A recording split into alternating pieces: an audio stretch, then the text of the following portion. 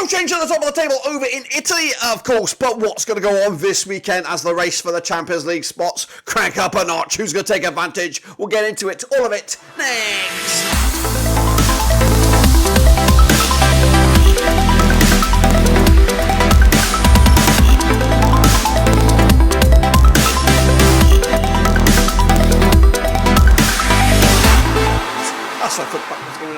Today we'll take a look at match day number 33, of course, in Italy, and we'll get to that in a second. If you're new, where you've been, smash your subscribe, and your one-stop shop for Serie A is right here under one rooski, with, of course, some ding-dong affairs coming at you this weekend, including the Milan derby. Can that, of course, that shake up the state of play at the top of the table? We'll get into it in a second. Of course, big shout out to my VIPs. They are the patrons, you know who you are. And again, if you're new, where the hell have you been, boys and girls? We're going to recap the last weekend's results before we jump into those illustrious next weekend's action. But let's get cracking. And again, a big shout out to the VIPs. You know who you are. So here are the results right here, right now, recapping them from this past weekend, including Lazio's 4-1 win over Salernitana, who look, of course, closer and closer to Serie B for next season. Meanwhile, kicking on forward, Lecce picked up a 1-1 win over Empoli. Good win for them, of course, in their table.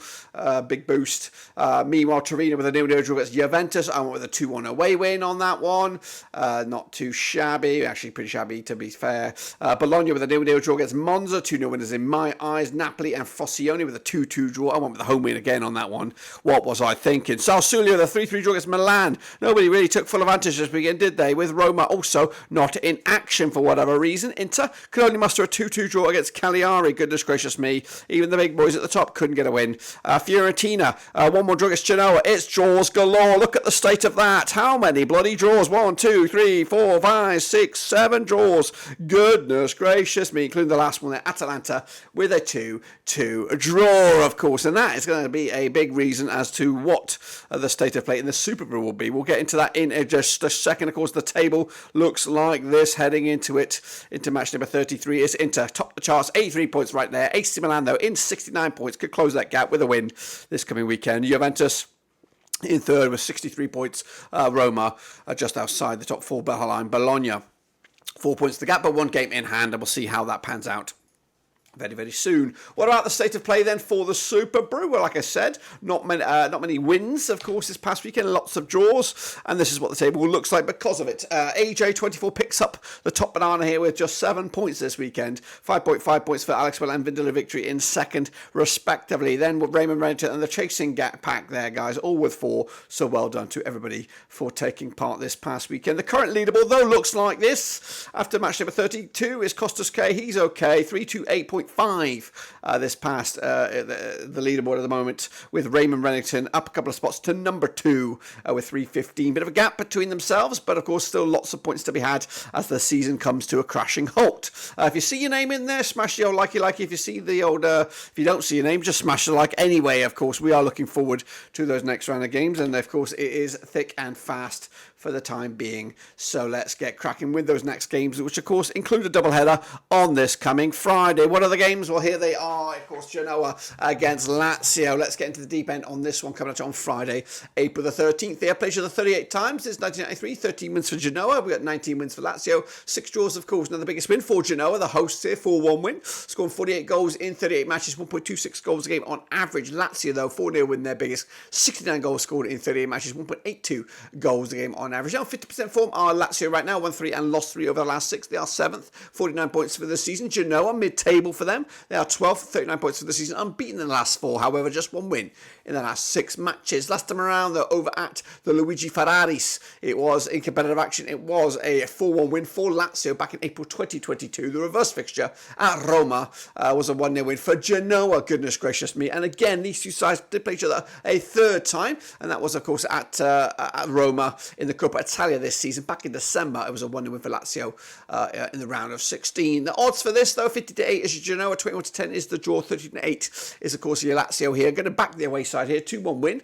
to maybe climb up the table a little bit closer to those European spots. We'll see if I'm right. Meanwhile, Cagliari, of course, under Ranieri up against Massimo Allegri's Juventus at the Unipol Dumas. Played each other 46 times in 1983. Got 5 wins for Cagliari, 31 wins for Juventus, 10 draws, of course. Now, the biggest win for Cagliari, 3 3-0 win, scoring 36 goals in 46 matches, 0.78 goals a game on average. Juve, 4-0 win, their biggest, scoring 88 goals in those 46 matches, 1.91 goals a game on average. Just one defeat in the last 6 for Juventus, 58% form for them right now. They are third with 63 points for the season. Cagliari all the way up to 14th right now, 31 points for the season, and just one defeat in the last 6 matches. That's 67% form for them heading into this one. Last time around, though, over at the Unipol Dumas, it was a 2-1 win for Juventus. The reverse fixture also a 2-1 win for Juventus back in November. That was over in Turin. The odds for this one, 4-1 is your Cagliari, 11-8 on is your Juventus, 11-4 the draw here. No matter what, I think Juventus will pick up the victory here. Cagliari's form has been great, but Juventus should come out on top on this one. Empoli up against Napoli. That's over into Saturday's games. That's the 20th of April. That's right, the Carlo Castellani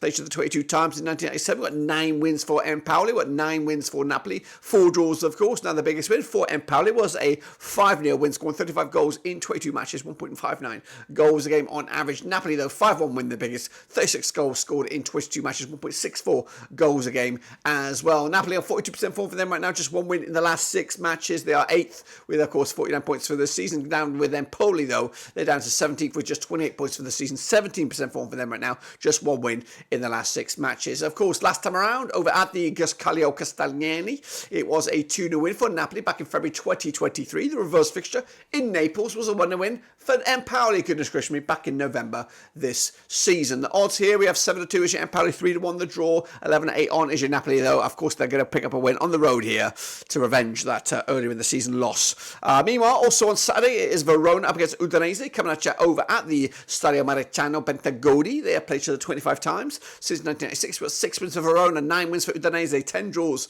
Of course, the biggest win for Verona, 4-0 win, scoring 31 goals in 25 matches, 1.24 goals a game on average. Udinese, though, 4-0 win, the biggest, scoring 37 goals in 25 matches, 1.48 goals a game as well. Udinese, 4 defeats on the split, 4 games without a win for them, 33% form for them. They're 16th with 28 points for the season against the Verona side on 50% form for them right now. 1-2 lost to and drawn 2 over the last 6, however, winless in 4. They are 15th, 28 points for the season coming at you. Last time around, though, over at the Stadio Maritano Bentagodi, it was a 2-1 win for Udinese on the road back in October 2022. The reverse fixture over in Udinese was a 3-3 draw back in December. The odds, 8-5 is your Verona, 11-5 is the draw, 7-4 is your away win. Going to go with the 2-1 win for Verona with a big win for them, moving up the table. Meanwhile, Sassuolo up against Lecce. That's into Sunday's games. That's the 21st.